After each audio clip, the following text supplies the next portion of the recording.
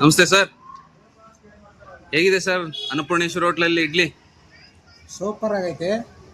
ಆಮೇಲೆ ಇನ್ನೊಂದು ಏನಪ್ಪ ಅಂತಂದರೆ ವಿಶೇಷತೆ, ಎಲ್ಲ ಹೋಟ್ಲಲ್ಲಿ ಕವರ್ ಹಾಕಿ ಮಾಡೋದು, ಆಮೇಲೆ ಬಟ್ಟೆ ಹಾಕಿ ಮಾಡೋದು ಇಡ್ಲಿಗಳನ್ನ ಈ ಥರ ಎಲ್ಲ ಮಾಡ್ತೀವಿ.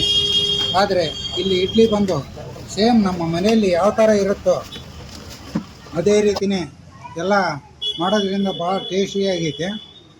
ಆಮೇಲೆ ಚಟ್ನಿ ಇದೆಯಲ್ಲ ಯಾವಾಗಲೂ ಫ್ರೆಶ್ ಆಗಿರುತ್ತೆ, ಗಂಟೆಗೆ ಒಂದೆರಡು ಅವಾಗಲೇ ಹಾಕಿ ಮಾಡಿಕೊಡ್ತಾರೆ. ಹಾಗೆ ಗೀ ಪುಡಿ ಇಡ್ಲಿ ಹೇಗಿದೆ ಸರ್? ಸರ್, ಗೀ ಪುಡಿ ಇಡ್ಲಿ ನಮ್ಮ ಕಾಣವಸಳೆಲ್ಲ ಇಲ್ಲಿ ಯಾವ ಊರಲ್ಲಿ ಇಲ್ಲಿ ಸದ್ಯ ಸುತ್ತಮುತ್ತ ಸಿಗ್ತಾ ಇಲ್ಲ. ಭಾಳ ಚೆನ್ನಾಗಿ ಟೇಸ್ಟಿಯಾಗಿದೆ.